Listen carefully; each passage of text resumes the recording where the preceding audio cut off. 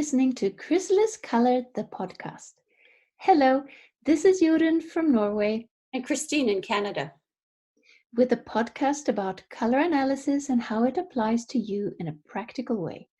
We'll talk about how to use your colours to make your days brighter, your wardrobe more enjoyable, and your life easier.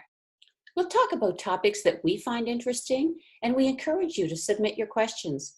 A podcast listing is available at chrysaliscolour.com under the Podcasts tab. Hello everyone, and welcome to episode 41 about being ready for the parties coming in the next few weeks. We're delighted to be joined by Kate Linden of Louisville, Kentucky, to give us a color and style analyst's view of the season at their best. You may remember Kate from episode 37, and in that episode, we loved hearing about how Kate brings together a wardrobe for her clients that feels as good to wear as they are beautiful to look at. And today, she's going to delight us with her take on how to dress for parties this coming festive season, now that we are finally free to gather without COVID restrictions. Welcome, Kate. Thank you. I'm so happy to be back on the show. Hi, everyone. I am excited about this episode. I think there is such a magic in translating how people want to look and feel when they're not really sure what that is themselves, and they have no idea how to make it happen, and then have them look the best they ever have. And for that, Kate is your person. So today we're going to kind of freestyle, my favorite thing, and share our impressions and visions for how a woman makes the most of her season and knocks it out of the park when she walks into the room, the restaurant, the party. Or he could be a man with some adaptations for style, or whichever kind of party you may celebrate. Right. I think that color is just one part of the style story. You can have a dress that is the absolute perfect color for you, but somehow your party outfit just falls flat. You're not that excited about it. And I think that introducing things like texture or accent colors, accessories, or even just being a little creative with your makeup can make a huge difference to the success of an individual outfit. And that goes double for parties. And I'd also like to keep in mind the idea of comfort, because in a party you're supposed to have fun. You need to sit, you need to eat. Well, at least me, I need to eat. And you do not want to worry about straps that pinch or dresses that hike up when you sit down, or heaven forbid that they might be so tight that you can't enjoy the lovely food that's being offered. And personally, I'm a great believer in having pockets in absolutely all clothing, even in your party dresses.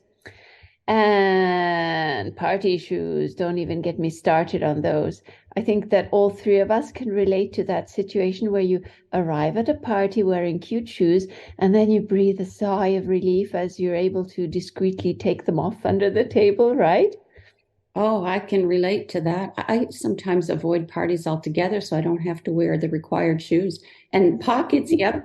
My favorite thing actually, zip up pockets, but I don't know that that shows up in a lot of party dresses. Yeah, I mean, we just should not keep pulling up a top or worrying about a waistband because it looks a little fidgety. Takes away from however lovely the clothing is. Personal opinion. Footwear can look great and feel awful. And then I think we just kind of feel self-conscious. I agree. I think being cold for me is the worst. I'm like a total monster when I'm cold. I'm irritable. Like if anybody who's around me when I'm cold is also miserable, and you'll see women, especially in the winter when people are dressed up and they're standing outside of clubs and restaurants, and women are wearing strappy shoes and like tiny dresses, and they don't have a coat and they're freezing. And I always find it kind of a weird effect because they're so dressed up, but they look so uncomfortable that it almost ceases to even be like that attractive. It's just kind of like all you can focus on is how cold they look. So I find that also a lot of women feel like they have to wear a dress to be fancy, whether that's like at a party or even like in a formal work environment, they may not like wearing dresses, but they feel like they have to. So I've found a lot of my clients will like hunt for a token party dress, and sometimes they'll spend like a lot of money on it, but then they either end up not wearing it and wearing something else because they aren't comfortable in it, or they wear it and they actually like hate it all night and they're completely uncomfortable. So I think there are so many different ways that you can do party wear that's not necessarily like a tiny, really fitted dress. Like one of my Bright Winter clients bought this fitted black sweater that had like this red bow made of sequins on it, and it was so festive. She felt really comfortable in it. It was really cute. So like you can wear pants to a party, you can wear like flat, comfortable shoes. I think we're really conditioned to believe that we also need heels to look good. And a lot of the time when someone starts working with me, she'll kind of like apologetically say, like, I can't wear heels. I have foot issues. And I think she's like worried I'm going to tell her she needs to wear these like incredible heels, but they really aren't necessary to look good. And I think a lot of our conventions of like dressing up aren't really like real unless you're attending like a gala or something with a really strict formal dress code. You can kind of like still wear clogs and be fancy. You can wear a sweater, you can wear pants. It just really depends on the outfit and how you wear it. Yes, how you wear it. There's something about the body language here, being comfortable in your own skin and clothes, that radiates authority. And the body language of being pinched, squashed, or too exposed, it doesn't send off very glamorous vibes. And also posture. We shouldn't forget the way posture changes when you're wearing too high heels or too narrow toes. And I often say that it doesn't help to wear an expensive dress and designer shoes if you walk like a constipated camel. And men, they never look like that. They have flat shoes and they look elegant, and they have pants with pockets where they can casually slip their hands in and give that debonair, suave look. So, well, a long-winded way of saying don't forget to have fun. Yeah, I think party clothes should be fun. They should be playful. They could even be a little bit extreme. Like, where else are you going to be extreme other than a party? I think color matching isn't always the most important thing at a party either.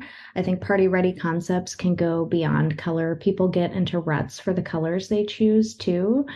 Even in their everyday lives, where maybe they only wear black and white and cobalt, or they have like six pairs of khaki pants, or they only wear like neutral pants with a colorful top.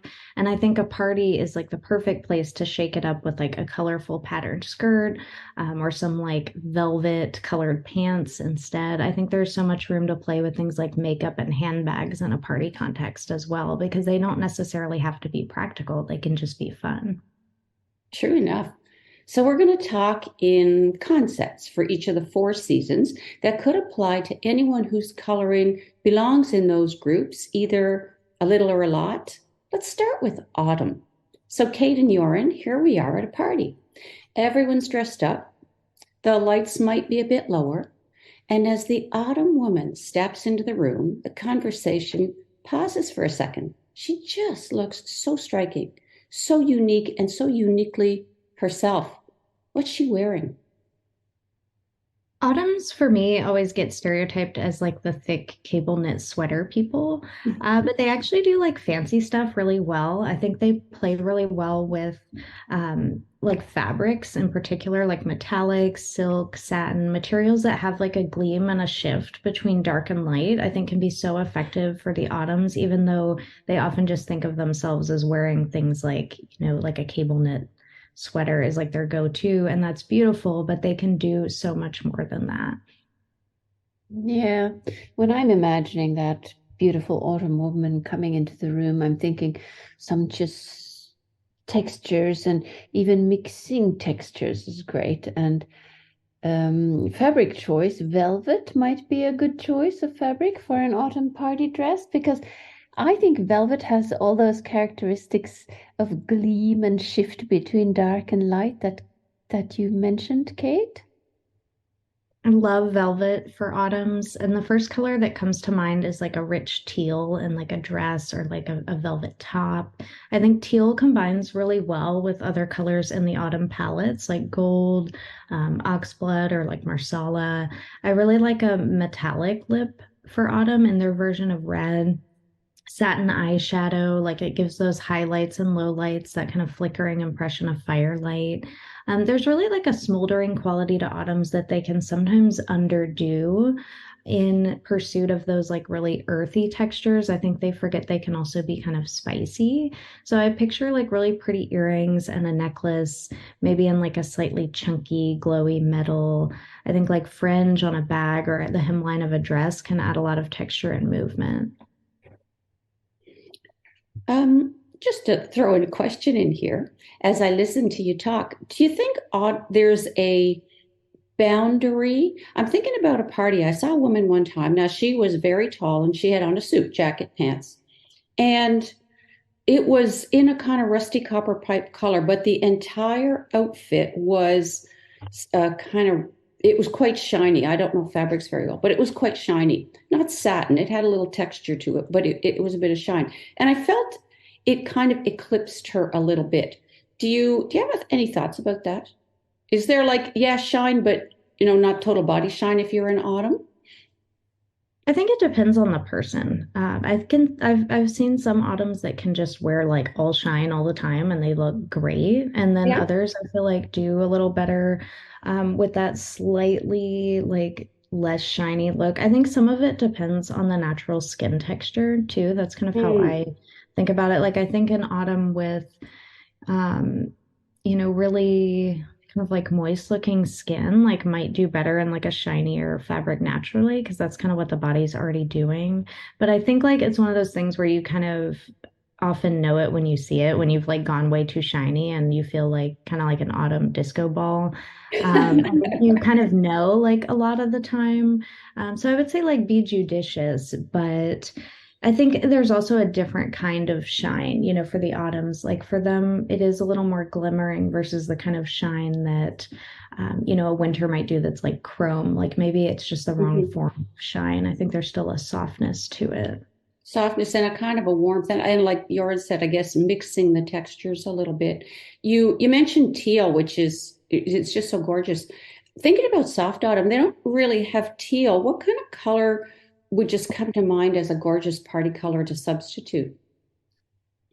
I think soft autumn could like easily scale down to like a desert turquoise, the kind of like turquoise you'd see in like New Mexico.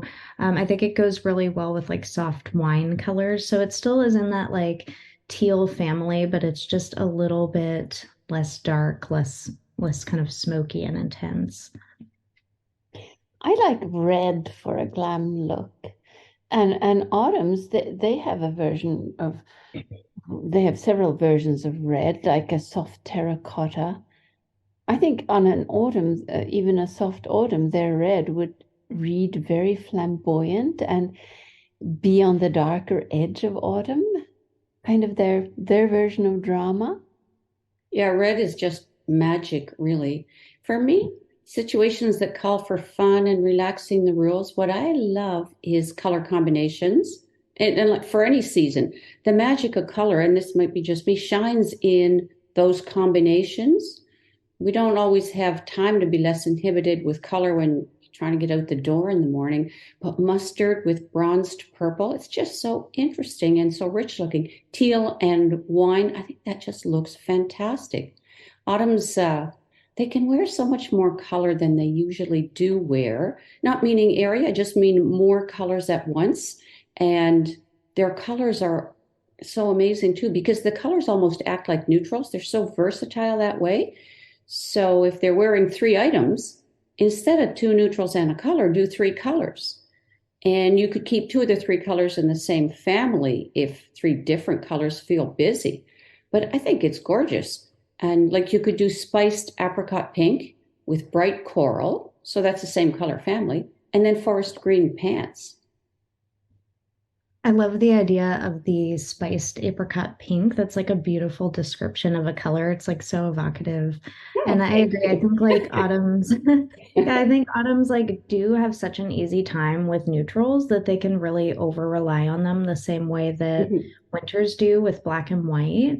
But the way I think of it is that, autumn as like a season in the world is very earthy. It's blended. Like in a forest in the autumn, all the leaves are different colors. They're very vivid, but it looks normal. It looks beautiful because it's like the proper environment for it.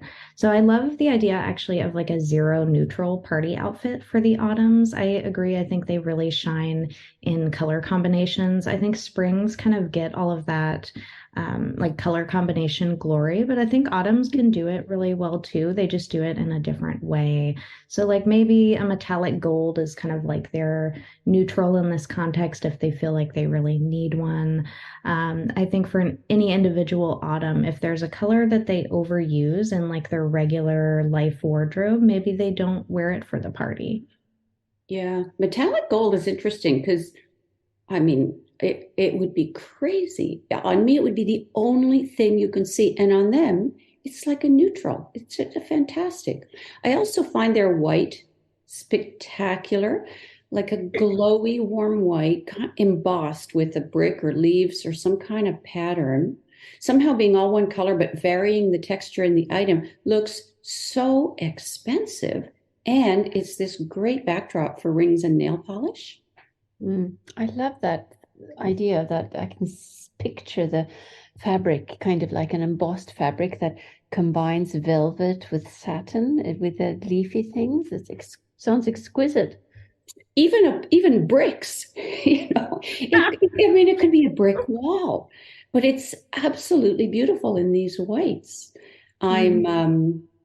sometimes it helps me to see colors together when I kind of subtract the human and just make it a thing. And I picture like a journal covered in this bronzed purple velvet, and then there's gold edging on the edges of the pages, and then there's a pen with golden ink, and that could be a purse that looks like a book. It could be a headband in varied metallics. I think the concept of, having items that remind you of the season can be really impactful. I love the journal. Like we've all seen those beautiful, like leather velvet journals with the little, metal clasp that has like a filigree design on it. I think texture is like honestly something that autumns underuse, like to the extreme. I think they'll wear like those cable knit sweaters, but like beyond that, they often don't really do that much. So I think like texture in the hair could be a beautiful way to manifest this, like a really pretty braid echoed with like a braided detail in the outfit. It could even just be like a braided strap on like a purse, like a little kind of clutch shaped purse with like a braided strap could be really pretty. Really pretty. In fact, a velvet or a satin ribbon actually woven into the hair or woven into a braid, that would look normal to me, not costume at all. Kind of like the party version of a wreath, like made out of natural grasses and twigs and so on. That's what that would remind me of, but it'd be beautiful.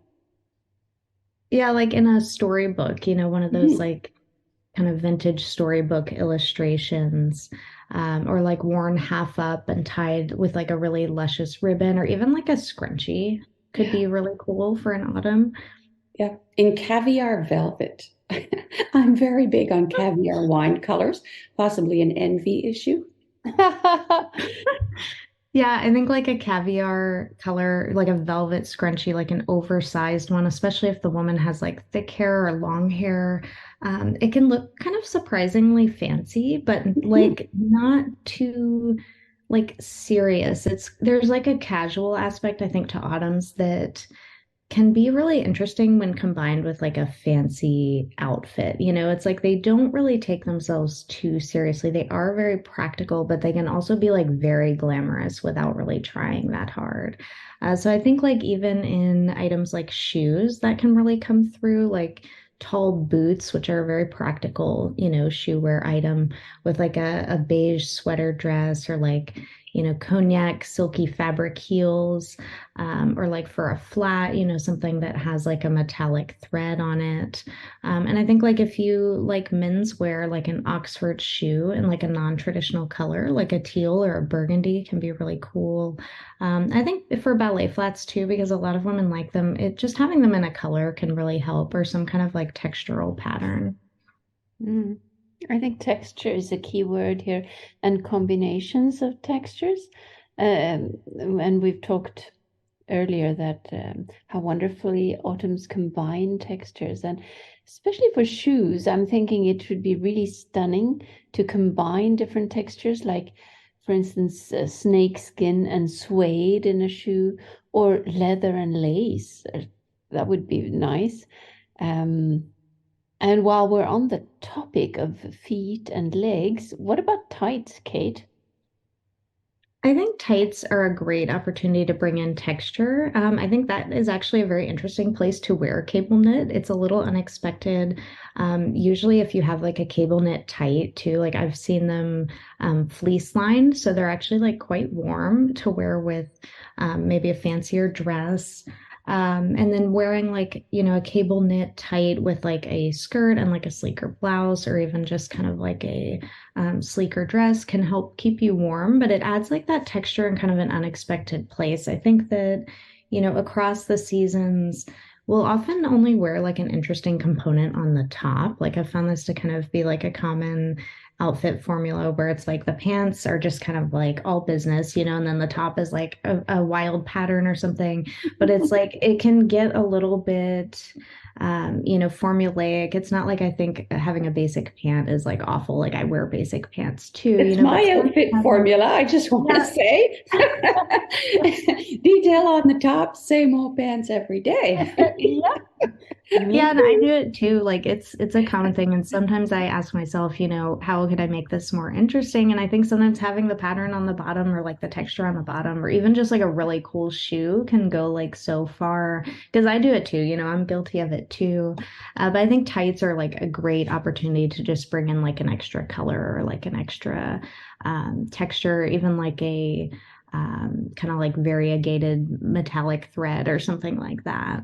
And even if it's a functional color, somehow in a cable knit tight, it's this whole different level, I think the words I've heard of autumns say most often, not every autumn, but a fair number. I don't like fuss.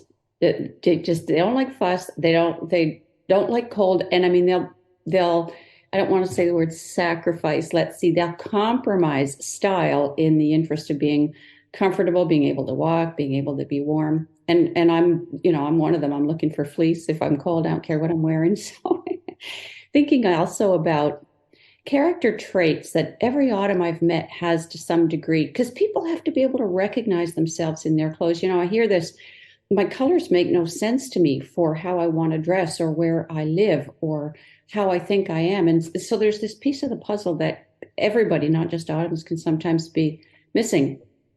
I think of strength for autumn, like resilience, and even, I will say the word toughness. Not tough like in a mean bully way, but they're just strong, resilient, durable, let's say, people, and therefore they just look so good in chains, as an example. As jewelry, shoes, I guess chain. I mean, that's a kind of braid, right? Would you agree? Would you see like some kind of chain motif better on autumns than most? I definitely think so. It makes me think of like the kind of like Celtic braid, which to me has like a very like elegant like Yeah, chainmail type look.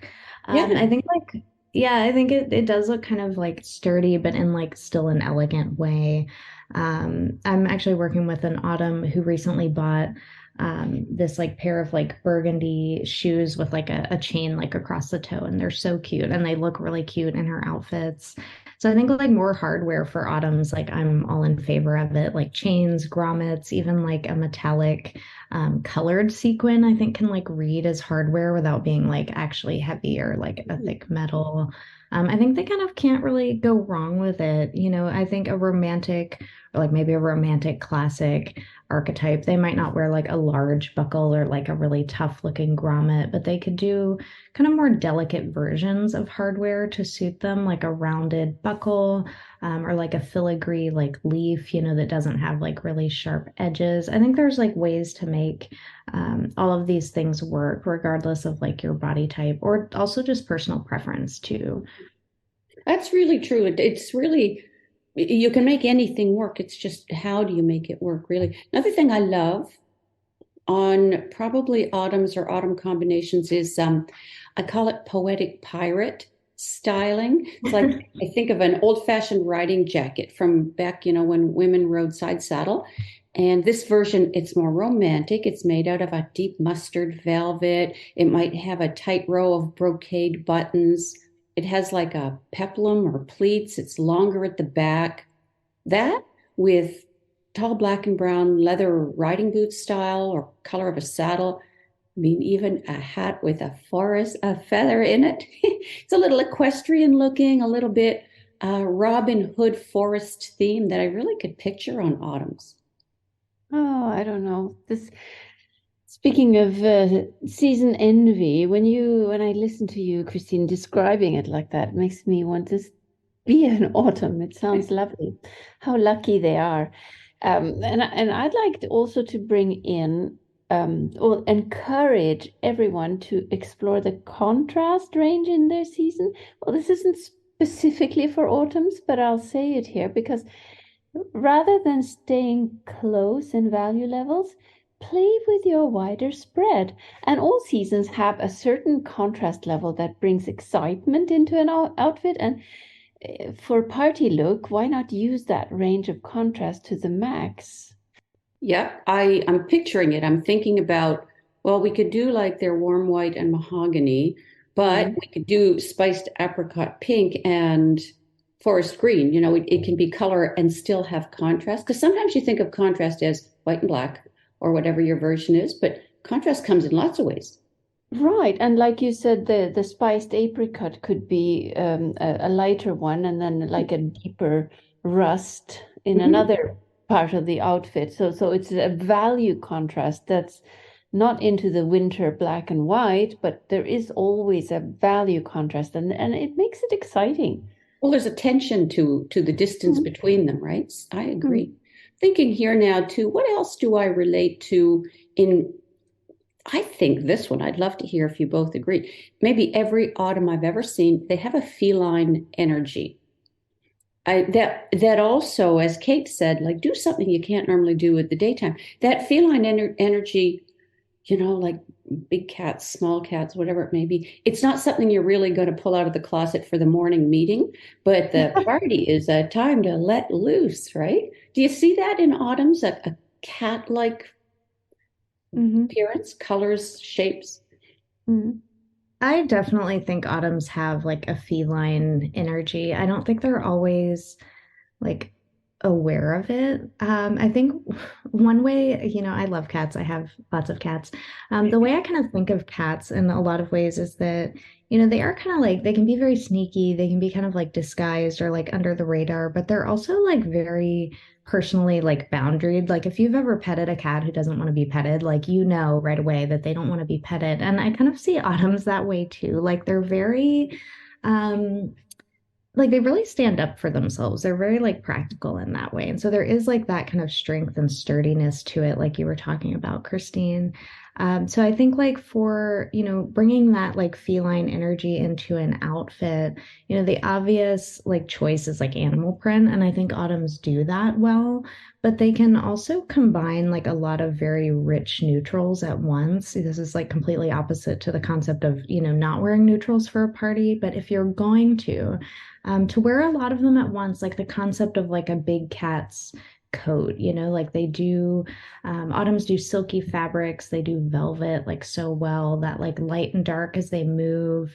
It's like shiny, but it's not like artificially metallic. It's more tonal. It's like sunlight on like a tiger's coat, it's beautiful. It's rich, it's contrasting, but there's also like a blended aspect of like blending into the natural habitat. I think even like speaking of tigers, like tiger's eye stones, like in jewelry, can be kind of nice. It has like a shift to it, depending on what angle you look at it from. So in like a ring or like a necklace, it can really like bring that in without being like a literal, animal print dress. True, true. And amber for me is just about the most sexy and elegant I can think of for autumns because it's very translucent or varying degree of translucent. And it's not transparent like glass, but kind of an earthy transparency, like a transparency with substance, for lack of a better word. And so it is that's kind of related to the tiger eye, but maybe even more jewel-like. I think amber has a little more elegance. It's kind of like a topaz or like citrine. I think it helps autumns feel like everything that they're wearing isn't like heavy and like very opaque. I think autumns secretly want to look very light and fresh. They kind of get locked into feeling like everything is dark and muted, especially the dark autumn. But I would say even the soft autumn can feel that way sometimes. And they want to like feel fresh and vivid, which they are. They can bring in lightness with like appropriate transparency in their pieces. I think amber is like a perfect example of that. Having some sparkle, wearing their lighter colors. I think in a party context, wearing like their white with like amber jewelry is so much better and fresher looking than going like off palette into colors that are like lighter or kind of more summery. That's never really actually going to give them the fresh effect that they want. It's just going to look weird. So I think that there are ways, that autumns can look very fresh within their palette. You just have to think outside of the box a little bit. Yeah, I'm really onto this thinking outside of the box. I'm having this thought about dark autumn from just observations of having been at parties. No black except the shoes. However, okay, the black is in the daytime. It just looks like all the other black at the party when their own choices are so sizzling. I must say, though, I do like black leather on dark autumn, a skirt or a jacket. I'm not thinking shoes or bag here. It kind of looks more interesting to me than on winter, or black with a lot of gold, like a tapestry, like an illuminated manuscript. You can picture the gold letters and the rich reds and greens. It's so good. I agree. I think in a skirt, too, the black isn't right next to the face. So they still keep like that smoldering quality up top. And that makes me think of, what we were talking about with exploring contrast and value. I think another place that can be really impactful to explore contrast is between, the warmer and cooler sides of a season. Even for true autumn, even though they're truly warm, wearing colors that we perceive as cool and colors that we perceive as warm together can still be really intriguing, even if they're technically all warm colors. And so I think that's like part of why that like black and gold contrast works so well, for dark autumn. They have this like really like spicy, sumptuous gold with this kind of like dangerous black leather. It can just be really interesting. I think they do that particularly well. Really cool. It's like black on fire. I'm having another thought here. There are a lot of ankle boots around, and I like them a lot. And I find that autumn can wear them even like with a tread, really rich suede, a brass buckle, not too shiny, but big for their body size. They just seem to wear rugged styling even as dress up. I think so too. Even with like a sleek pant, I think they can look really good. Or like with a sweater dress, it like just adds that little like dose of practicality for them that I think they like. I think they gravitate toward having that like one practical detail. And I think like an ankle boot is a great place to do that. Yeah, and I'm back at imagining that dangerous black leather skirt that you mentioned, and then pairing it with ankle boots to kind of give the outfit a bit of an edge. Um, all right, shall we move on to summer? A summer woman walks into the room, and everyone needs a moment to catch their breath. How did she do it? So I love the idea of blue for summers. I immediately, imagine a woman dressed in blue, but they do wear so much blue. I think for summers, if you're going to wear blue to a party, it should be a really special fabric, like a crushed velvet, or like a soft kind of metallic. I think like a soft silvery metallic is also like an easy choice for summers. It's like traditional for parties, especially in the winter when I think people tend to wear silver and gold a little more than they would any other time of year. I also find that summers really underuse pink. I'm not sure why, but like a seasonally appropriate, like strawberry milkshake type of color and like a crushed velvet can feel really exceptional on them. Yeah, I agree about pink. I always love blue violet. And it's like what you said about blue cake. It's in a way, it's almost too easy, but gosh, it's just so remarkable on them. One step back from the darkest level, especially in a room where colors can appear darker than they are. I'm thinking about swimming pool blues together with the blue greens, and then set off by the makeup colors. It's really so beautiful to look at. You don't need anything else. We mentioned in our last episode about how color pops are in the same palette as all our other colors. And these particular blues are perfect for that. They look exciting, but not too exciting. For summers, I think a lot of people, they want a little adventure, but you don't want too much adventure. And maybe that's a good guideline for all of us. Color drifts like gradients. One of my favorite summer things. So blue green is flowing into blue, is going into violet, could be navy blue violet to light blue gray, like in a mussel shell. Those are brilliant visuals for summers. I'd even look for gradients of a single color because it's peaceful and beautiful. And peaceful is a good summer word. The simplicity can be incredibly powerful in summers. Yeah, I think the kind of like gradients always make me think of water, like natural bodies of water. I don't see summers as like, the pool at the resort. They're more like, the flowing stream or even like the ocean. Like a lot of ocean water, in certain parts of the world has that like beautiful kind of summer, like soft navy look. So it can Oh, really be like a yes. way for them to bring in that earthy element, which I think they like. Summers often like to have something a little earthy, but if they start wearing like, autumn leaf colors, they look terrible. So like the Yeah. water earthiness, I think, is a better approach for them. And I'd love to see for summers like more energy and makeup. Summers love those like whisper angel pink blushes and those like soft yogurty eyeshadows, and they look great, but summers can often apply more makeup than they do, and also just go more intense than they do in terms of the actual colors that they choose. Agree with you there. The effect, it can be whispery if you stick with just the light colors and very gentle applications. But when you get the colors right, you don't have to be too careful with application. And what happens is the effect, if it's all just too gentle, it looks careful, fine for an office meeting where it would read as appropriate or self-aware, but maybe a bit reserved for a party, especially when the clothing has gone up a notch. Question about summer colors for all summers. Are pastels better for daytime or do you see them working in a party atmosphere? I don't think pastels are necessarily, best reserved for daytime. I think in like a dimmer room, in a party, especially depending on the lighting, a lighter color will kind of glow, especially because so many other people will probably be wearing black or, navy is another popular choice for parties. So I think for a summer, her darker colors are fine, but she might also stand out more in the lighter ones, particularly if she does rely on darker colors a lot, in like her, normal life. If she's wearing a lot of like darker neutrals or just darker shades in general, I think like a party can be a great place to kind of pop out the pastels.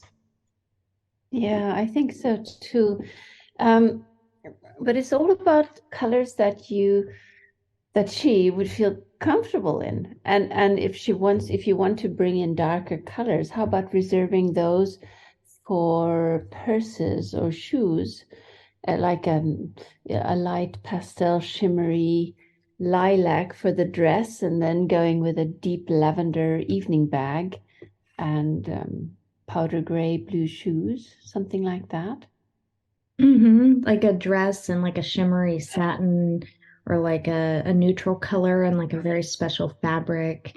I think light summers in particular can really be of like two minds. They want to be very colorful, they're attracted to color, but then they kind of like skitter back. They don't want to be too colorful, they don't want to go like too far. So I think like for them, striking that balance between like comfort and daring can be really important. Summer's kind of interesting because with autumn, we said um, not stay away from your neutrals, but maybe wear more of your colors for parties. But summer's wearing neutrals for party events. That's really, really good.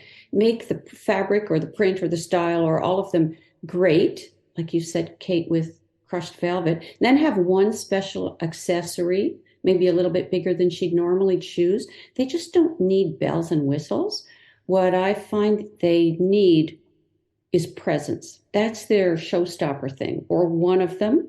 That patience and that peacefulness in a noisy room, that it's magic, as Joran said. It's a kind of stillness, but not the immobile statue quality of winter. Maybe they're more like a portrait.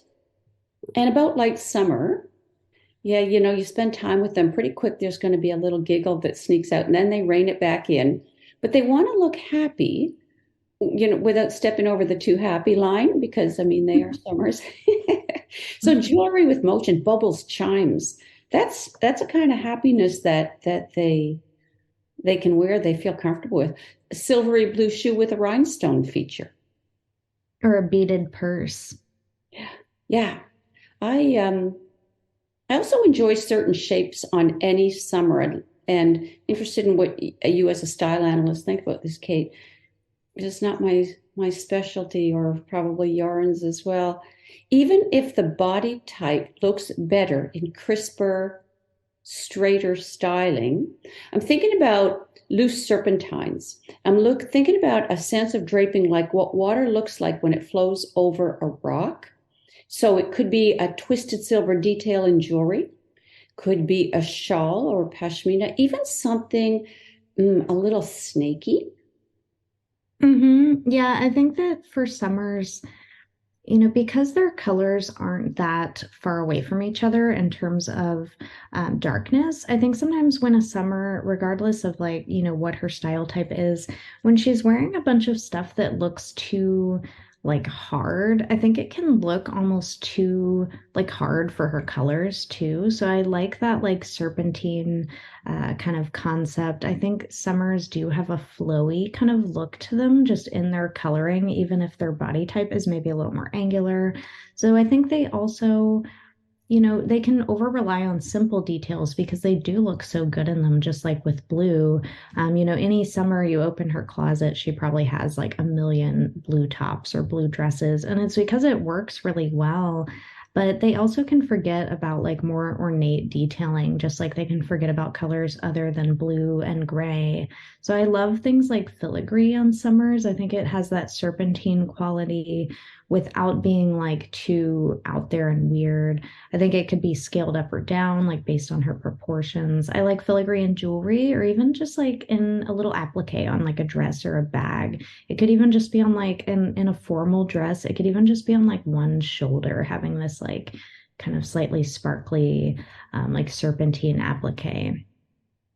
Yeah, and even things like a little bit more volume in a sleeve or a bell sleeve without making the entire garment voluminous or ruffled or anything like that. Just what you said about shine on one shoulder, bring in the curves and the detail without making it the entire outfit. Another thing I love on summer is colored lace, because light summer and often true summer, not sure what I think about this with soft summer, they don't really take their femininity, whatever their body type of femininity is, where they could. They might calm a color with this too simple style. So they have this beautiful color, but then they wear an office shirt or a men's t-shirt. And you don't like curvy clothes. Okay, wear curvy earrings, like a loop inside a loop or a cascade of beads or dangling stones. And pink. Pink is so good. They can wear pink as leather. They can wear it as moonstone with silver in a layered necklace or a bracelet stack. Wear soft fuchsia if you prefer, but you just look so powerful and beautiful in pink. Or like chunky boots. Like I think of summers wearing chunky boots, which just can look so heavy when they'd really be better in like a Cinderella shoe a lot of the time. I find that summers do tend to like underuse lighter, sparkly things. And I think that there is like a balance between that like soft and hard kind of quality in outfits. But I think for soft summer, it's easier for them because they have a little more darkness. They kind of feel like more adult. I think summers, just like autumns want to look, fresh and light. I think that summers often want to look, or they fear that they don't look adult somehow, which for summers who might be listening, I don't personally feel that summers look childish in any kind of way. So I think soft summers, because they feel more like adult, they don't worry so much about looking too sweet or too childish. And so I find they wear pink more than the other summers. They love those dusky rose shades. And many soft summers, look quite cool. They can look kind of cooler than they really are. And so the contrast between them and their warmer shades, like those dusky rose colors, can be really stunning, like wearing a warm pewter or like a eucalyptus kind of green. They really have that autumn versatility with texture.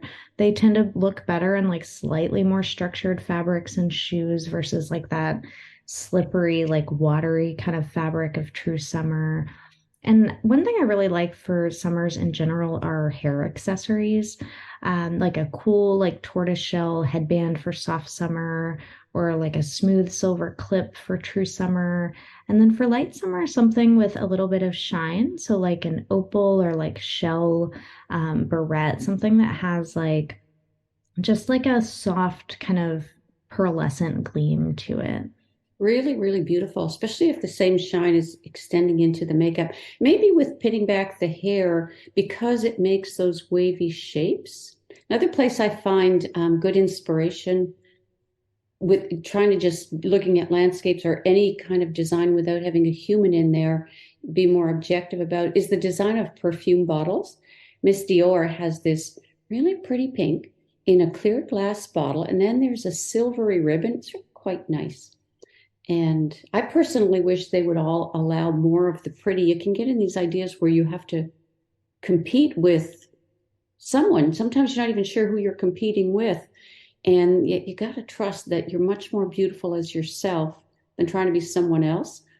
And soft summer, yeah, with pink. They have this very wide range. I find they either love pink or they're the person who comes in and says to me, there is no red that I can wear. Usually that's going to end up being a soft summer. And so cool pink with silver shimmer. Love that.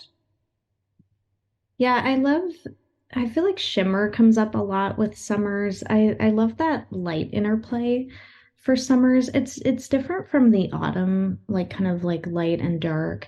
For summers, it's more of a feeling of like moonlight on water. It's this soft, fleeting shine. It's not so much about contrast for me as it is almost about like movement and like this kind of like blink and you'll miss it kind of concept. If I imagine a summer, walking into a room, there's like this, yeah, just this like feeling of like the moon or water. She's maybe wearing moonstones. Maybe she's wearing a dress that has like a neckline made up of tiny little like rounded mirrors, something like that. Yeah, I think I keep getting these water associations when I think about summer. I think the ocean is a great description, like you, Chris, Kate described it earlier, and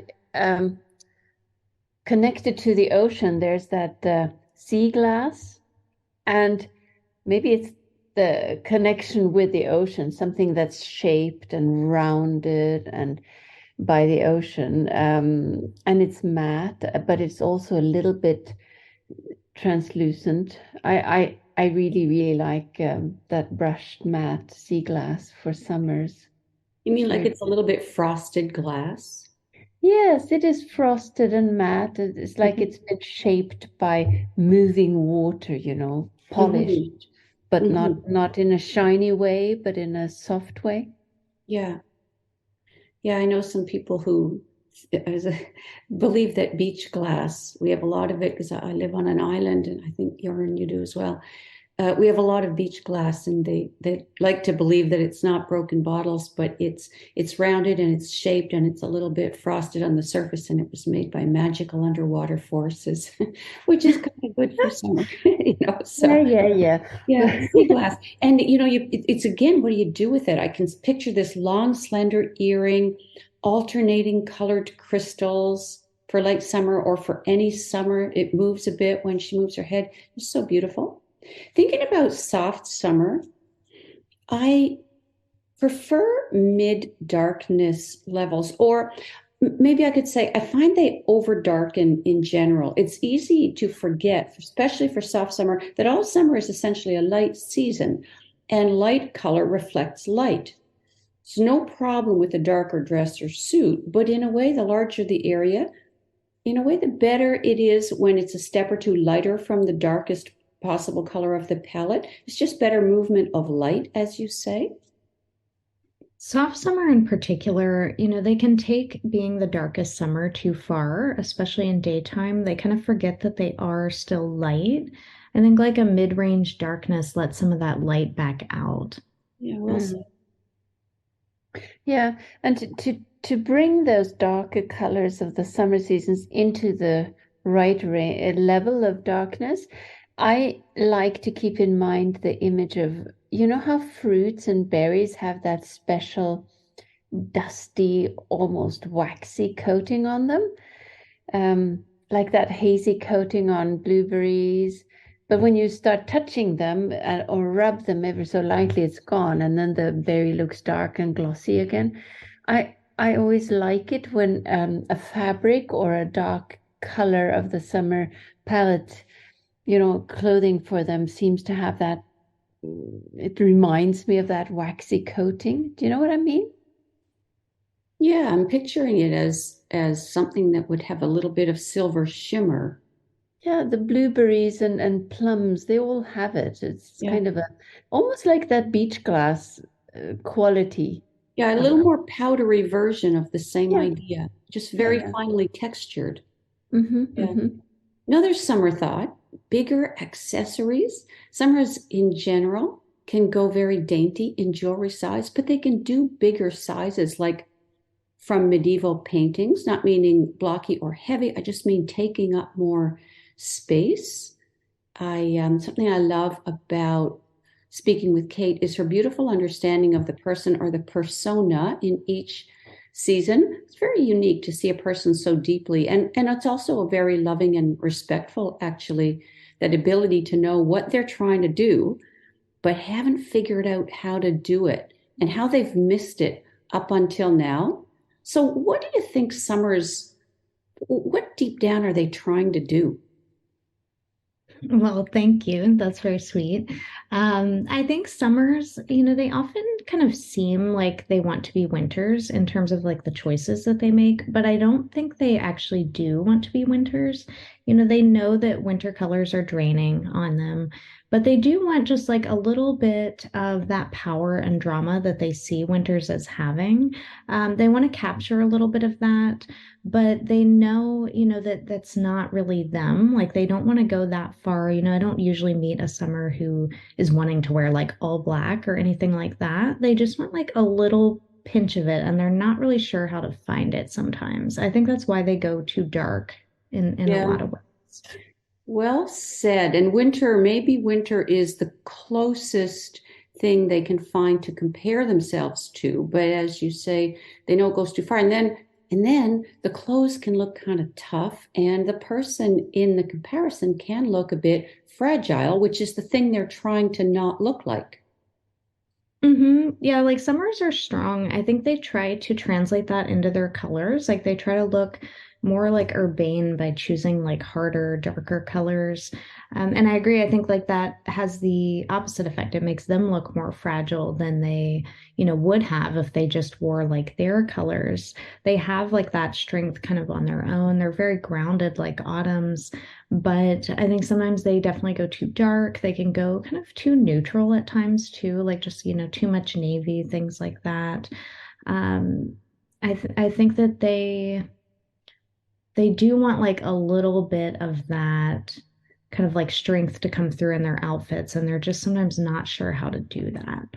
I agree. As angelic as they can look, they have this kind of stubborn side. They're not quick to change their mind. I mean, it's Queen Elizabeth, right? These are the ultimate leadership people because they just kind of carry on, and everybody around them seems to behave a little bit better. And they there's this strength, but how do you show the strength without the tough?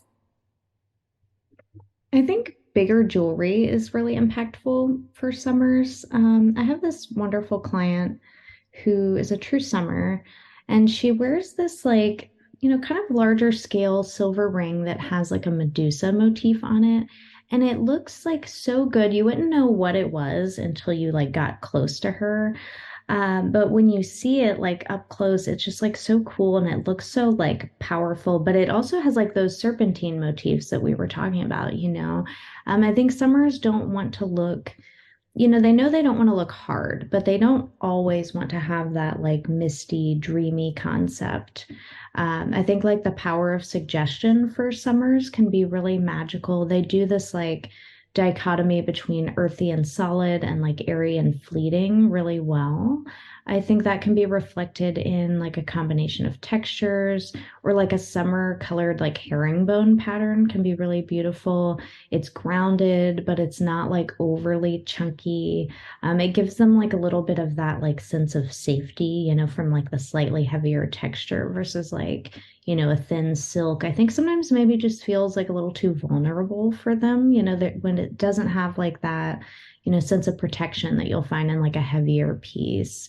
And I think like, color's part of it too, that light and dark contrast that we talked about can be really powerful, for summers in particular in a different way from how it would be powerful for a winter because their colors aren't that far apart, so it feels like a little less aggressive, but it still feels very impactful. And so for jewelry too, they could pair smaller pieces with larger pieces. Not everything needs to be huge, but summers, I find most people do this, but many summers just wear like too many teeny tiny jewelry pieces. Like you don't really notice them. And then like natural materials too I think can really help the summers feel, a little bit more like tough and powerful without, looking extreme. So things like freshwater pearls that are maybe in like a larger organic shape versus like the really traditional small round pearls, I think can give them kind of that like creative sense too. Like I find that summers want to be creative. Like they don't really want to look like everybody else. That's the way they kind of think about it, but I find that they often just play it too safe. And they have their signature pieces, particularly with jewelry, which is fine. Wear your signature pieces, but then add something. I saw once freshwater pearl. It was a tiered bracelet. I think there were 3 or 4 strands, and the stones were really big. And boy, it was just awesome. It looked so, so good.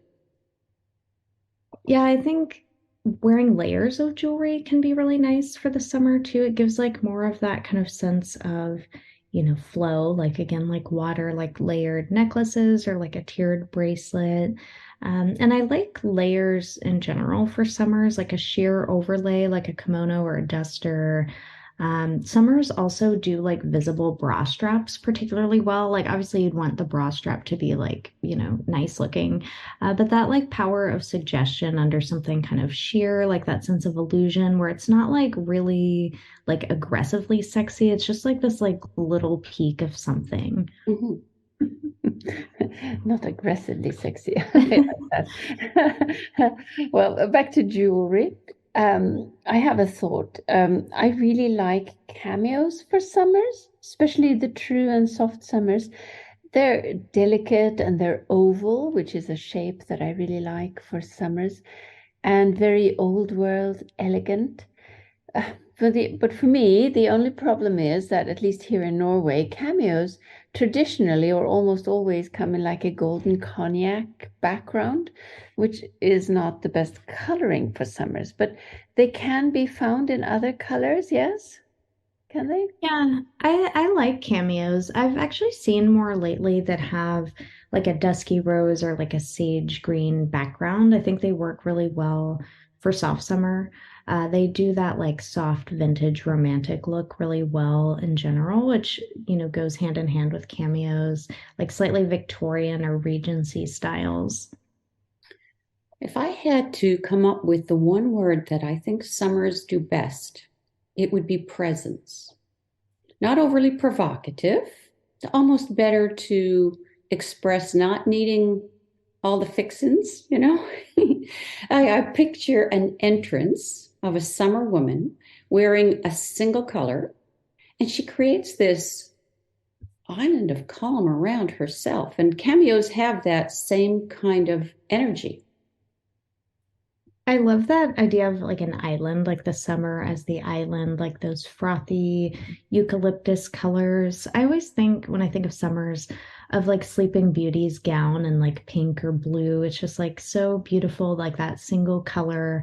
Again, like the concept of an island. I think like spring and autumn, kind of the warm seasons in general, are kind of more about combining colors, whereas summer is like more about that deep pool of a single shade. I think about how do they create that presence using simpler concepts.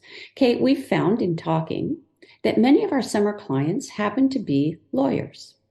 So how does a 65-year-old summer woman with white hair do a sexy or do party looks? So she's got the look covered in the courtroom, but what about the party, the restaurant, the gala? I think, for the older summer, wanting to look kind of sexy or like provocative, I think the feeling of, letting your hair down, getting some volume can be really helpful. I think older summers, all summers really, including older ones, can do like girlishness really well. I think summers actually appreciate that quality a lot less when they are younger. That's when they have that fear that they look, too cute. But it's a great quality to have. And I think like a cute hair barrette, showing just like a little bit of skin can be really nice, no matter the age of a summer. Not necessarily, like a full panel of cleavage or anything, but like a cutout on the back of a dress, that sense of mystery, illusion, like sleeve cutouts can be really cool. And I think like older summers are really conscious of not wanting to look like they're trying to be 25. Like they are kind of practical, but they don't want to look frumpy either. If a summer can wear heels, that can help. More ornate jewelry is really great. Not like big or fussy, but like thin drapey necklaces or like even like a kind of bib shaped necklace made up of like smaller chains, not something that's like, enormous and chunky, something a little more fluid. I think less is still more.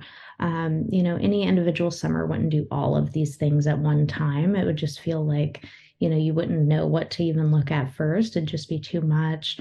But I think like a brighter pinker kind of lip could be nice too, like a raspberry color, not that like whispery pale pink that she might wear, to the office or anything too dusky, but something that just feels like a little more, like the literal season of summer, like where there's this like bounty of color. And I've found that summers also like having a statement piece, like something that can be like appreciated, but it's not like loud or over the top. Like I found like summers often react a little better to being told, oh, I love your necklace or I love your ring than like, oh, like your outfit is so creative. I think when summers hear that, they think they've like done something wrong. They've gone too far. Like to them, it's like a red flag that it's like weird, even if it's not. Yeah. Well, let's leave the summers with repeating the challenge that we touched on earlier when we talked about the summers, that summers so often go with blue, and why not change that completely? Pick a red, a dusty rose red, lavender reds, like a deep vintage rose dress with a transparent duster or long cardigan or vest over it. I find that very elegant in a subdued soft-spoken way. And it Yep. would set off that statement jewelry piece very nicely. It sure would. And for older women, for any women, but often older women don't want to wear more eye makeup to add glamour. And so these are just beautiful ideas. I have one more thought, just thinking through our clients. Then there's the summer woman who has a kind of pixie energy. She has this very brisk way of moving, and she's looking for that energy in her appearance. But it often comes out as too bright color somewhere. There's marigold somewhere.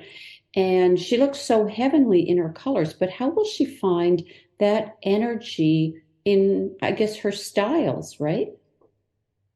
Yeah, for the pixie like summer, and it's funny how you described, the brisk way of moving, because I've seen that, a lot. I think that the pixie like summer can really create excitement by just using like more of her own colors in her outfits. Summers, I think, can get into this rut of feeling like they can only wear like tonal outfits, or they can only wear like certain, like a small variety of their colors.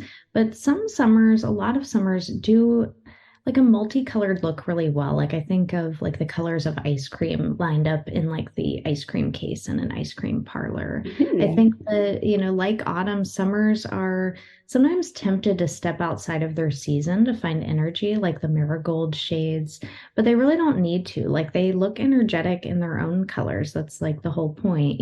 But I think they get really tempted to like look for excitement elsewhere. Which they shouldn't.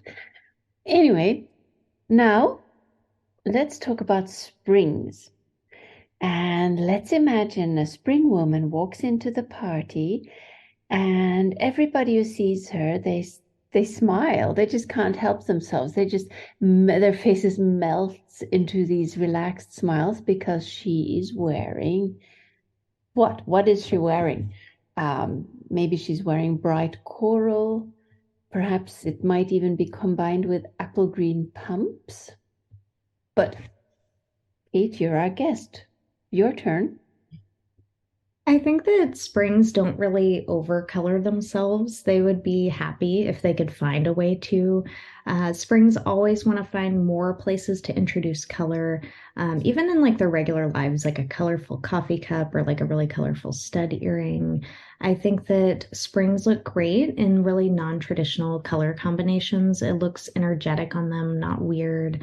Like colorful earrings and rings instead of neutral metals, like bangles, charm bracelets. I love the idea of the apple green pumps with the coral. It reminds me of like the look of like a fresh guava. You have that like green skin and then like that, kind of like coral pink interior.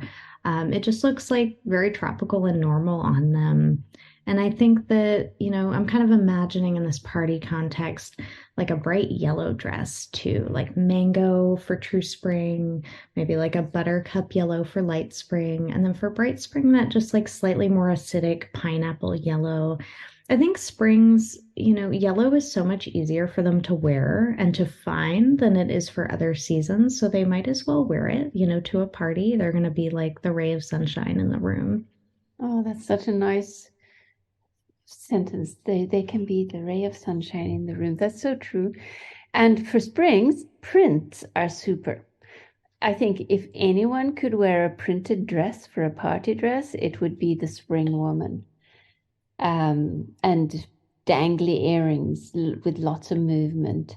I can see this person, she would look great with a long draped scarf or a feather boa, the feathers wafting, tossing the scarf over the shoulder, chandelier earrings twinkling. I always wanted a feather boa when I was a kid, and my mom would never let me have one. And so every time we Oh, went to the craft store, I would like put all the like hot pink and purple feather boas around me and wear them through the store before we left. Just so I can totally imagine this, and now I kind of want to get one. I think I you think should. I also, think you should. yeah, I think like a light, like shiny resin headband and like a candy Ooh. color could be fun for springs too, especially if it's for someone who feels like a little more reserved. I think it's like a way to be kind of fun. Like you're still like putting the hair back with the headband, but it's like just like that little like candy colored um kind of like gleam. It'll gleam. Resin's actually good too. It's the right kind of shine. Comes in lots of colors. It's modern looking, and I mean, you can use it in the heel of a shoe or a bracelet or a headband. It really appears in lots of places. Yeah, I love resin for springs, and you see it um a lot more now. Actually, I think it's become like a very popular like jewelry material as well. Sometimes you'll even see like polymer clay that's like coated with resin, so it's like Hmm. shiny, which is great for spring. And I think like when wearing their colors, springs don't really need a lot of makeup. They can do, eyeshadow or even eyeliner in like a peach or a light champagne color. It really opens up the eyes. A little bit of cream blush with like a shiny lip gloss. They can handle a lot of color, but they don't like have to wear a ton of competing ones on the face. They could do like colored eyeliner though if they wanted, like aqua or violet, like tropical birds, like an iridescent white, kind of like the inside of a seashell, can be a really nice cheek highlight for the spring. Like it's a little golden, but it's not, bronze like what an autumn would wear. It has that like kind of like fresh, like coconutty aspect to it. Yeah, coconut is good. It's kind of peachy. Same with that golden sand eyeshadow. And it's a nude color. It's so effective. It looks great for them. The colors do, I think, so much of the talking for spring. Something very immediate and fresh in spring colors. And I look at how nature uses color. Like a flower might be a soft blush apricot in the petals, and then there'd be a touch of very bright yellow or red in the center. Really intense color. It's not gray and it's not white. It's exciting, but it's familiar to us at the same time. True for anybody, really, as you said, the variegated colors of a single autumn leaf. You see ochre yellow, you see burnished red, sienna browns, all in the same leaf on the same day. Or winters, how an eagle or an owl has this bright yellow or orange beak or eye. For spring's shopping, I mean, it's not always easy, right? And at least not where I live. I live in Eastern Canada. It helps to buy a lot of colors and lean on the fact that everything goes with everything in your season. And the combinations, I think, can be more interesting than the ones we plan out. Even combinations like their beige and their turquoise. It's really interesting on springs. Loosening up with colors, really good. Periwinkle blue with yellow green. Whereas a summer might actually shop for outfits and accessories all at once. Exactly. Like as a bright spring, I just pretty much collect my colors like a tropical magpie, and like later I figure out what I'm actually going to do with them. I think that like, you mentioned the beige with the turquoise, like immediately I just picture like, a Caribbean like beach with like that, Yeah. beige white sand and like that bright blue water. It's like this just like total juicy like pile of color in like a spring wardrobe. Really? And it could be just a pair of khaki pants and a sweater. It doesn't have to be anything particularly special, but the colors just make it happen. And if I think about the colors of fabrics where everybody needs that moment, like spring, it would be turquoise, one or two steps back from the darkest, this glowy kind of fabric with little tiny sprinkles of shine here and there, not too many, really good. True spring, the darkest of their warm greens in a fabric with just that little bit of lycra, a little bit of cling. Very exciting color. It does not look sweet, really looks like a living plant. Maybe even there are hints of poison. No, change that, change that. True spring, they're not dangerous. They're a little tingly, but they're not dangerous. Whereas bright spring, bright spring has that definite, I would not eat that factor. The item that might just wrap around or like green slime. Yes, or like the psychedelic, slightly psychedelic, Yes, unreal, uh, artificial, but in a very good way. yes. Yeah. But if you don't see yourself wearing a whole dress in that poison green color or any of those intense psychedelic ones that look so fabulous on you, just see if you can buy one purse or something. Make it one of those colors. If you get a purse in one of those colors, it's going to be really wonderful with any of the other colors or neutrals in your palette. So baby steps in little portions. And True Springs, they really underuse green. True Springs, I think, aren't sure if the green they're looking at is secretly an autumn green. They can tell it's warm, but they're always worried it's like secretly autumn. So a lot of the time they just skip it entirely. They can't tell, so they just like buy coral instead. But their Yes. green can be so, so pretty. Their greens are amazing, and they do have those. They've got the warmer kind of seaweed looking poisony. What is that? Ivy something greens, but they do have those other sort of slightly racing car greens that can look very bright, but they're kind of amazing. With Mm. light spring, I gotta say I love lightweight fabric. And but a lot of it, so it floats around when she moves. It's like woman's walking into a room and her dress is like colored clouds all around her. She's like she's landing a parachute, these color puffs of color billowing all around her. The dress will lay flat maybe when she's still, like flapper styles, but then it deploys. It's like wings as soon as she starts to move. It has this huge amount of lift. You might buy the dress in July, but this could be the time to wear it. I love the idea of like a flapper style or like having a garment that just has like one kind of like out there feature, like a Stevie Nicks kind of like sleeve, something that's just like a little bit like intense and has like that sense of movement. Hmm. Puff can be good in places like sleeves, as you say. Even a skirt, say a tight bodice and then this swirly skirt, like dresses from the 60s, like movies like Grease, Marilyn Monroe styling. I could picture an ivory ballet wrap top and then a violet or a tangerine skirt. Yes, I can picture that. And the skirt is like wafty and balloony. I'm showing this with my hands. I'm wondering if everybody, our listeners, can see it. Like the layered ballroom dance dress, the kind that wafts and billows with the classical waltz.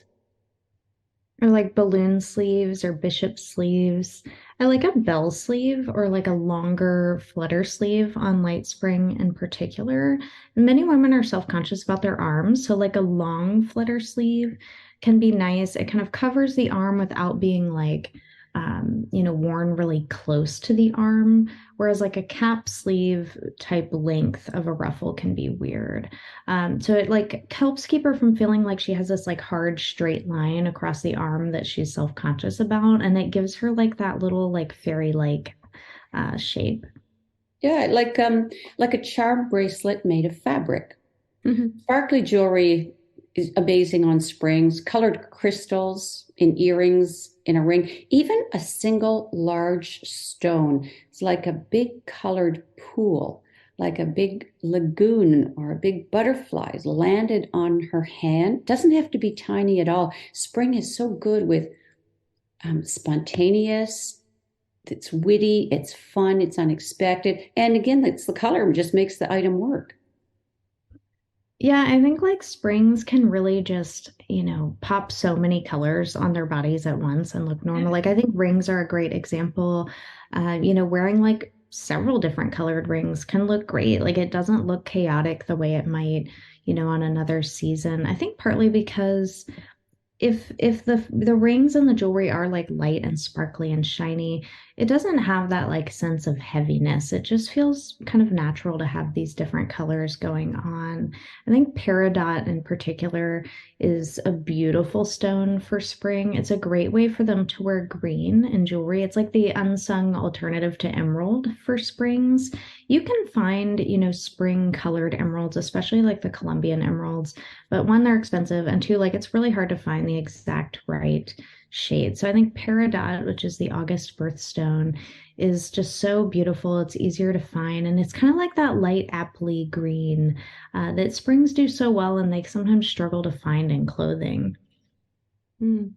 The first time you mentioned peridot, I had to look that up on Google. How did I miss that? It's just so perfect for springs. But before you told me about peridot, I was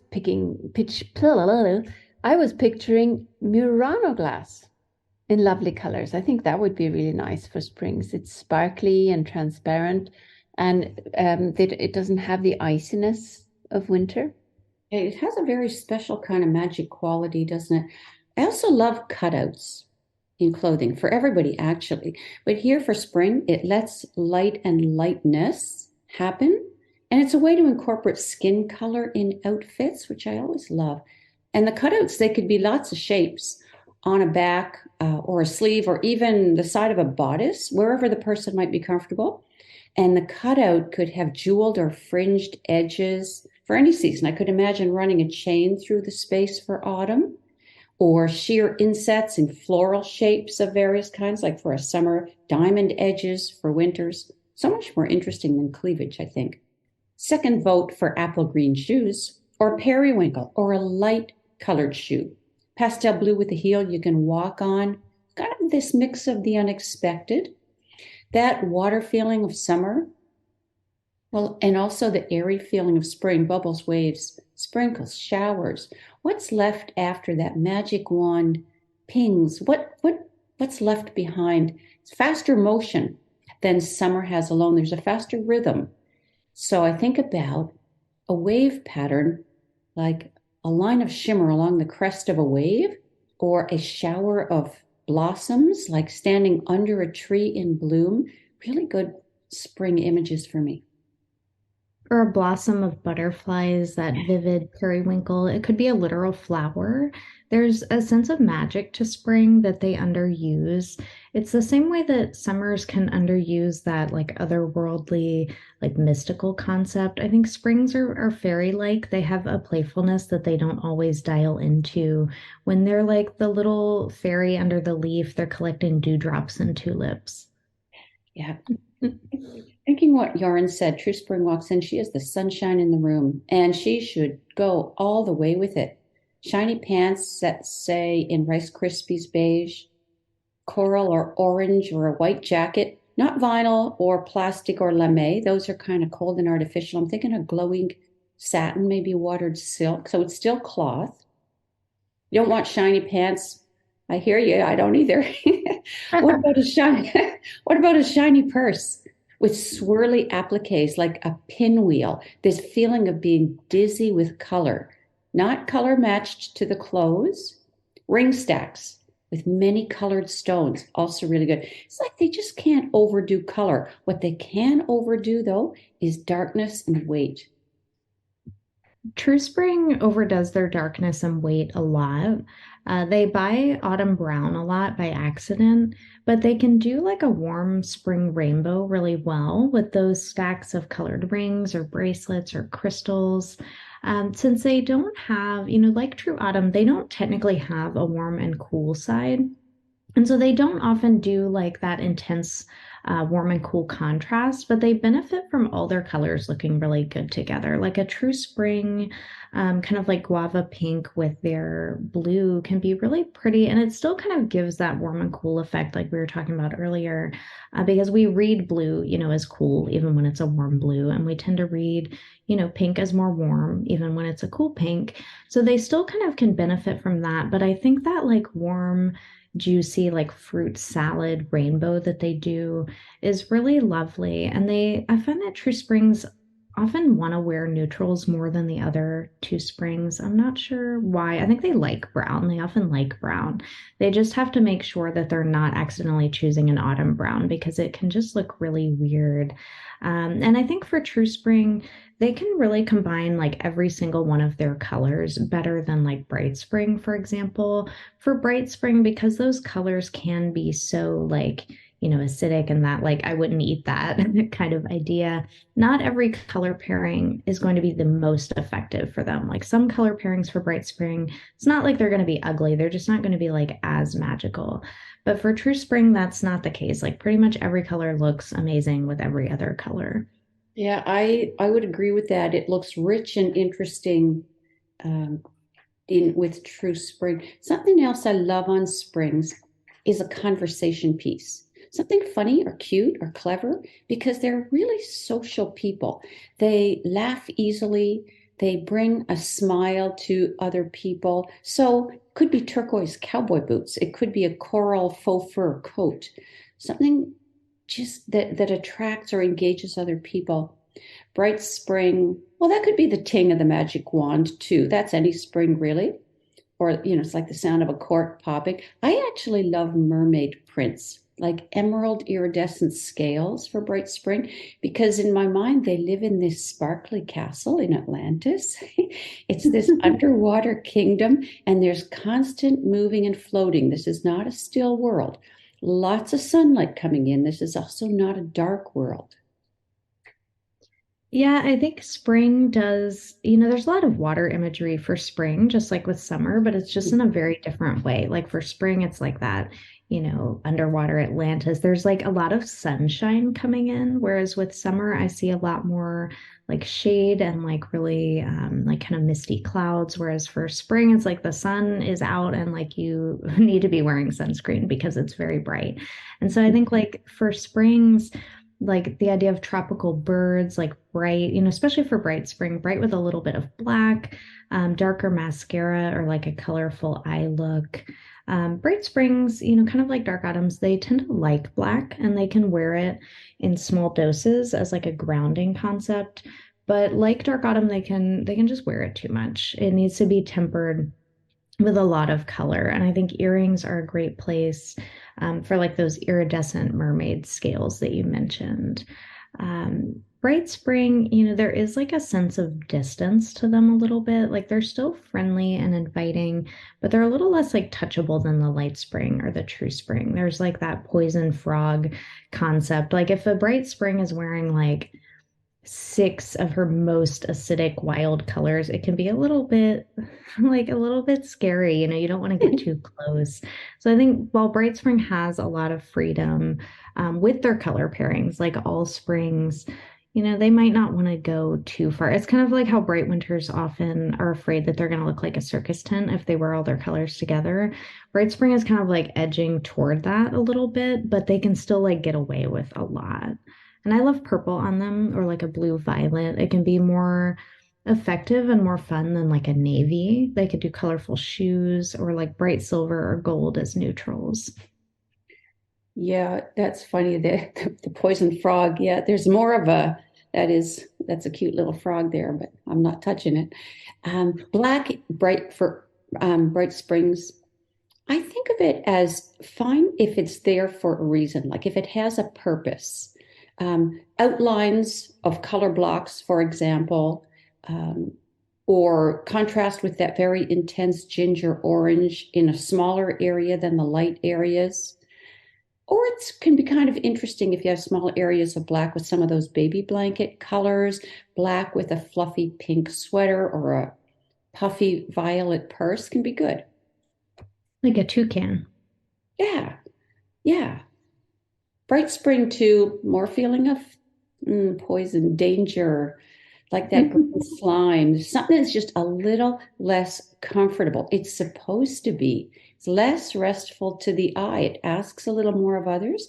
Like, you're in your Atlantis world and there's seaweed floating around the castle, but then there's the black eye of a circling shark looking in through the seaweed. You don't need that eye to be any bigger to make the point. There's that element of the darker jungle the anaconda brown, those mushrooms that they're cute, but you're not going to touch them. Mhm. Exactly, like tropical birds and fish. I don't like black in a shoe for bright spring. It feels too like hard and like a lump of coal, or like a purse, maybe in a strap. A Black boot. jewelry usually doesn't make sense on spring either. Like they just need to have color. It can be okay for pants, especially if there's some kind of sheen. Or like if it's like athletic wear, I think springs do athletic wear pretty well a lot of the time. With bright spring and black, if you're wearing like black pants, you just want to make sure that it doesn't look choppy between the top and the bottom halves because black can be like really dark and really intense. Like you want it to still make sense with the colors you're wearing on top. I think for texture, for bright spring, I always think of like dolphins. They have that like slippery, glossy, like jellied kind of look. And that's like a great thing to go for in makeup too. Because for bright spring, even just a little makeup can be really impactful. I think even though springs don't need a lot of skin makeup, like heavy foundation, or a lot of powder, they do benefit from color cosmetics. So usually springs like just a little bit of BB cream or like just enough powder to kind of minimize the shine on the face. And then they like add that shine back strategically with like highlighter or lip gloss or something like that. And bright springs often have, all springs really, but bright springs often have fairly pigmented natural lips. And so sometimes just adding, like, topping that off with a little bit of lip gloss can really help, even if that's all they're wearing. Sometimes springs will just wear lip gloss and look great. I like the idea of you have the naturally shiny bits and pieces on the face, but we want to rearrange that so that's when we mat it down and then we add it strategically with the highlighter. I like that. Just like with blush, we rearrange the rosiness in our faces by putting it further up in the face. Anyway, so chiming in here about black for bright spring, I think personally I would avoid it completely for a party look.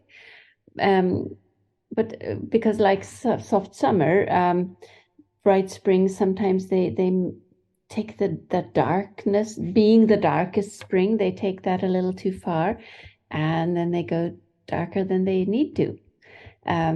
So I would just kind of chime in to remind everybody that bright colors will be more impactful, even if you don't wear them all at once.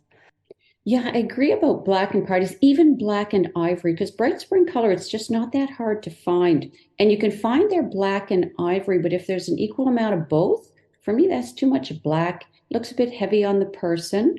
Though the dress on the hanger, it actually looked okay. And for shoes, like shiny is great, silver, gold, rhinestones, even like a floral or energetically patterned pump. Yeah. This is kind of random, but it's about the person and partly about me as an introvert who finds parties a little aggressive in a way. I can feel overwhelmed, and so I relate to underdressing as a way to hanging on to a world I can function in better. It's not natural for me to let go. Following from that, and thinking about how everyone at the party can dress to enjoy the event, some springs they thrive.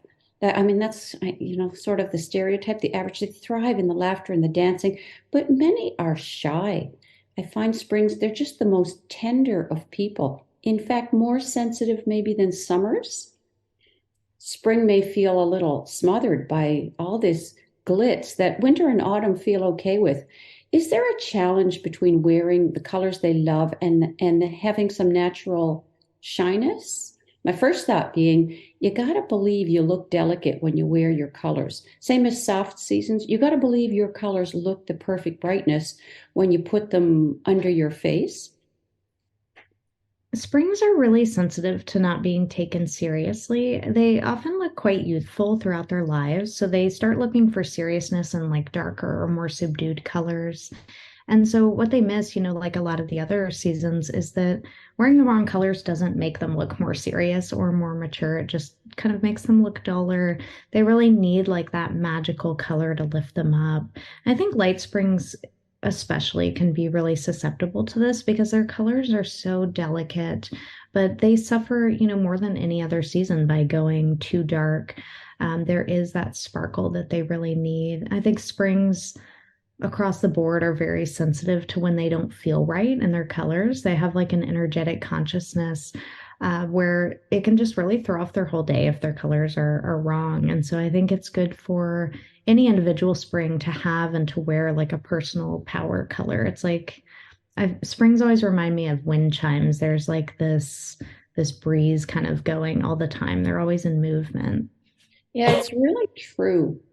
Or have the one party item that you always include. Like it's like your security blanket. It could be your mother's watch. It could be an item that just feels emotionally supportive. Good point. And there are springs who are introverts, and Oh, yes. there are. Yes, they're not all that bubbly life of the party, but their colors are always right for them.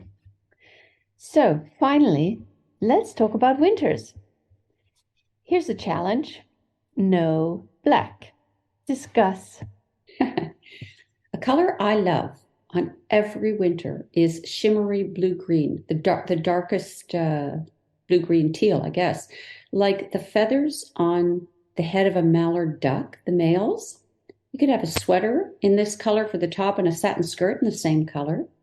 Once the clothing is colored, then I'm going to stretch Yoren's guideline and say black accessories are great. And a perfect party ready change up from black clothing, which everybody has seen us in, but I think black jewelry is kind of cool. Compared to with other seasons, I'm better with darker colors for winter and evening light because they don't tend to make colors look darker than they are. Other seasons can, and combined with low lighting, that magic of color and how it's reflected from the fabric can be kind of dimmed. Winters, though, fabric, dark color tends to look pretty true on them. I agree. And I think for winters, if you don't wear white much in your regular life, it can be a great choice for parties. And it pairs well with more colorful items too, without, looking like you're just wearing a ton of color, which winters can be sensitive to. Really true. White amazes me, especially on true and bright winter. I've seen a woman, she has a blazer that she wears to work, and she looks incredibly dressed up. That same item would be worn to the most formal party and looks fantastic. I love to see jewel toned colors as the main component of an outfit, especially in actual winter weather, like a deep orchid purple or an emerald green.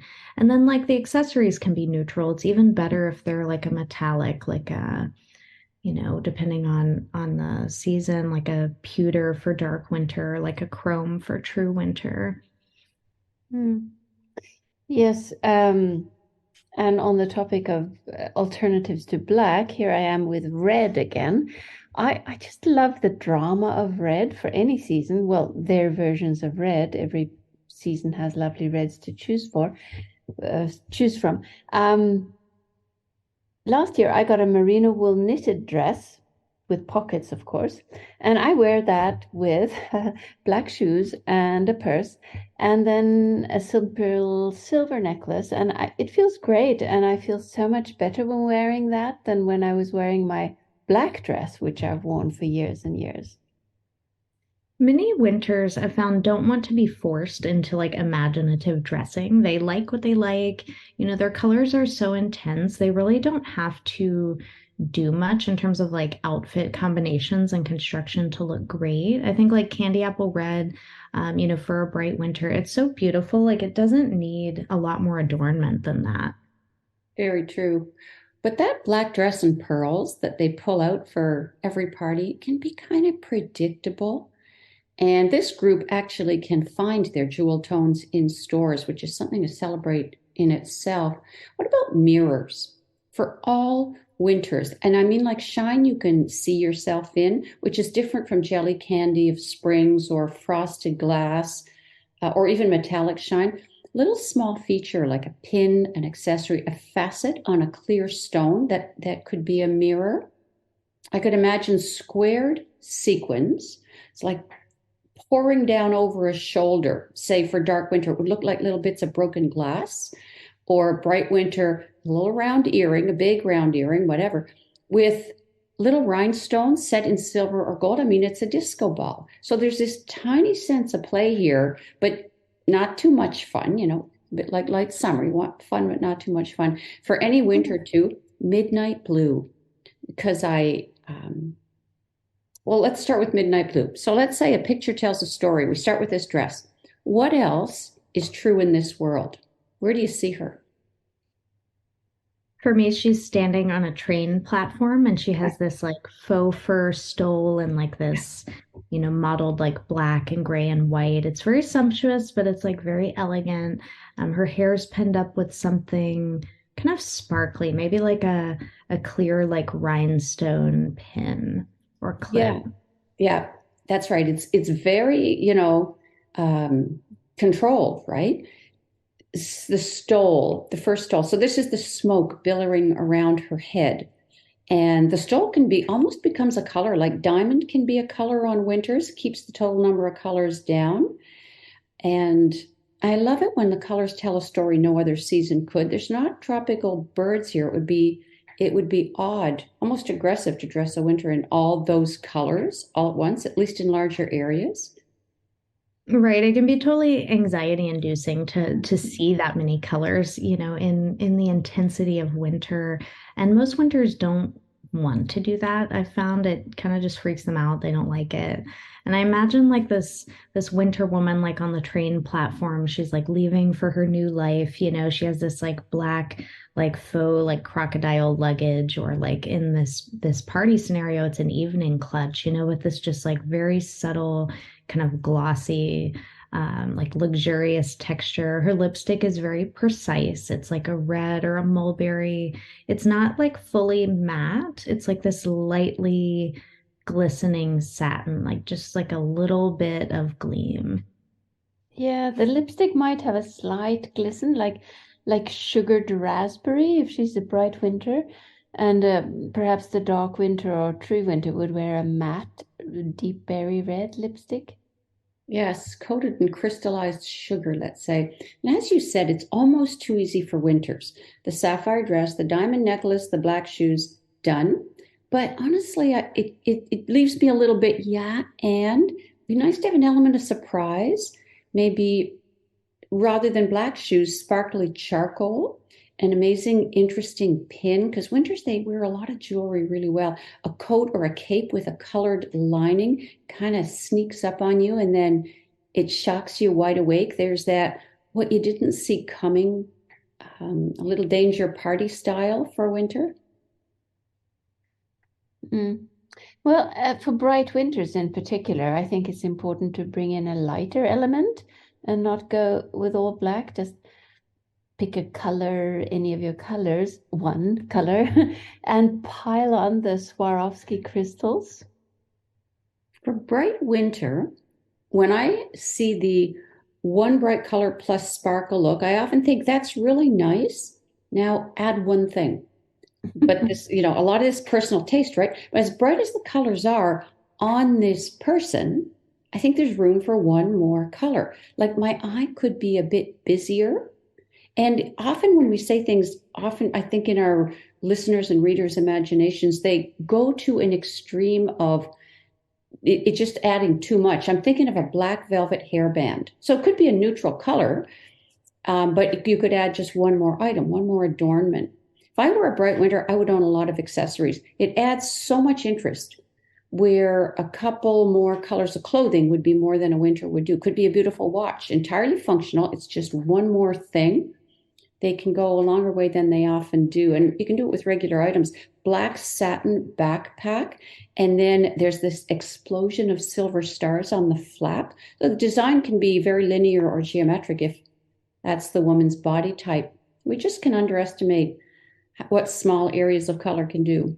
Okay, another of my ideas, another good winter thing, the mildly weird, possibly an extension of synthetic type color, which works on winters. This out of this world sensibility on a big scale, bigger scale than summer's way with illusions. Could be a jeweled eye on a pocket detail, eyelashes and all. This reference to mirror, mirror stories. Could be a big design on a ring, let's say wings, with a tiny rhinestone at the tip of each feather. I mean, these are things that are in stores, and it really does well on winters. We can have all kinds of self-limiting beliefs about appearance that, when you think about it, we invented them ourselves. And winter as much as anyone, because as Kate says, they don't have to stretch too far for parties. Casual is a little harder for them. And but they don't do weird. It's not weird for weird's sake. Winter's not that way.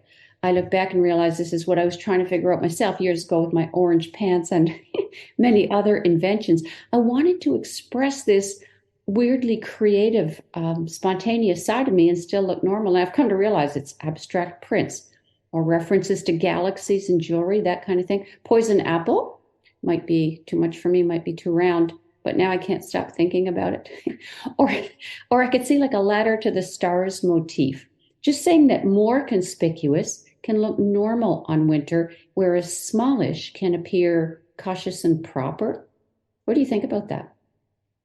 Winter does like eye-popping things really well. It's not like necessarily in terms of combining, a ton of colors. I like what you said about just adding like the black headband, like another element. It doesn't necessarily have to be a color element. And Mhm. like eye motifs, like many winters I found like that. Like it could even be like a stylized like evil eye type of motif. And like the poison apple, I think Snow White is just such a great like color story for winters. And the poison apple in particular, it's not even just that, beautiful red, but like that lacquered quality. It's like the winter version of like the tropical frog for bright spring, where like something's a little off, like it's a little unsafe, but it's like so beautiful and so irresistible and shiny and like, colorful that you can't help but like want to reach out for it. It's like a little bit of like a scary apple, but like you bet Mhm. that it probably tastes like really delicious and you're willing to kind of make that Right. trade-off. Yeah, that's right. That's right. There's so many lovely things in black, though, to be fair, that people couldn't wear to the office. So, okay, to black, I mean, just to be unique or different. What about a velvet bodice and a tulle or tulle? Is that what it's called? That net kind of skirt? Especially for bright winter. It's like a child's party dress because she does live in a sparkly castle. And then her dress has a rhinestone belt or straps, decorations that she could put on and forget about because we said, I don't like fussing party clothes. It's got to be feel normal to her. Sheer black is good too. It's kind of provocative, but switch up where it is. Like put it in the skirt instead of the top, or put it in only half a sleeve. Tights with a seam up the back. The woman on the train platform, absolutely. Boning, especially in like a skirt, can give a lot of structure to like lace and sheer effects. And I think winters, they're often aware of like or like afraid of feeling too heavy and dark, like especially if they like black. They know sometimes like all black can be too much or just not as exciting as they want it to be. I like a really high, elegant neck on winters, like depending on her body type, it can be very dramatic, and they can even wear like a necklace over top to kind of break up that expanse of black on the chest or like have cutouts. I think winters, they can always have more fun with their clothes. If a winter is conservative in her dress, she's wearing a black dress and like white pearls and she's happy with that. She looks great. But maybe she adds like a beaded clutch. Maybe it's white, like to echo the pearls instead of, going with black again. She could have like a colorful shoe or a sparkly headband, even like a tiara. I find bright winters like tiaras. They like to feel, like the sparkly princess. And, winters are often happy to have their lipstick as like the only colorful element in an outfit. I see this a lot, but they could be a little more adventurous with makeup, like chunky glitter. I actually like on winters. I think of it as like nightclub glitter. I think they look good in it. Like a duochrome eyeshadow, as long as the colors are more wintry. And I also really like highlighting products on winters, not so much dark winter, but for true and bright, they don't want to wear like a golden bronze highlight, but like an icy lilac instead of like that warm champagne can be really beautiful. There's something, kind of frosted about it, like a crystallized like strawberry or something like that. It's like winter's version of that blueberry bloom. I'm thinking about easy to wear drama for everyone, like how cutouts I think can work for everyone. I love a scarf or a necklace with tails hanging down the back or a chain hanging down the back instead of the front with an open back. Could be a V-neck sweater worn backwards, or if something down the back feels fussy, although you almost can put it on and forget it's there. What about a belt with a longer end? I find those are just easy ways to wear glamour. I do love the idea of a V-neck sweater that you wear back to front, like you say, and I'm picturing it with some elegant, simple trousers, and then a necklace with a detail that hangs down in the V at the back, like a tail. I find that very chic and in a slightly unusual way. Or the belt could be sparkly. Yeah, it's very intentional, but it's also really beautiful. Last question. Any thoughts about matching shoes to clothes? My general thought, not necessary. Like purses, it's a standalone item. I agree. Yeah, It's not necessary. I think black shoes can feel kind of racy, but like nothing else needs to be black, like to wear them. Yeah. I really like red shoes. That's a classic, and it's very daring in a little bit of a way. Oh, But yeah. like I said, I'm favoring not wearing black in clothing, but I am for black jewelry or black crystals like jet, onyx, or that what's the word? The Hematite? hematite. Yeah. So black jewelry and then colorful clothing, like a sharp cut, yeah, onyx or hematite with a red dress, so that colors have the color, no, clothes have the color and accessories could be neutral. I love the idea of the red shoes. It's just like fun. It's like a fun little bookend too to like lipstick. If a winter woman is wearing, a red lipstick, having like those red shoes can be a nice way to echo that without feeling like, she's walking into the room in like a red dress, which can feel a little bit scary for some winters. And I think like, I love the idea of the black jewelry or silver, white, gold, diamond. It's all great. All great. I think that's our show for today. Thank you to Kate for inspiring us once again. And I hope our listeners are already thinking up ideas for our next theme. We're going to invite Kate back again, of course. For today, I'll say goodbye. We'll see you again next time. Thank you both so much for having me on the show again. I feel like I'm ready to shop for a party now. Yeah, yes, me too. And yes, well, it's been a while since our last episode, but we compensated that by making this episode extra long. And of course, a special thank to you, Kate. We really value your input, and we always have such fun chatting.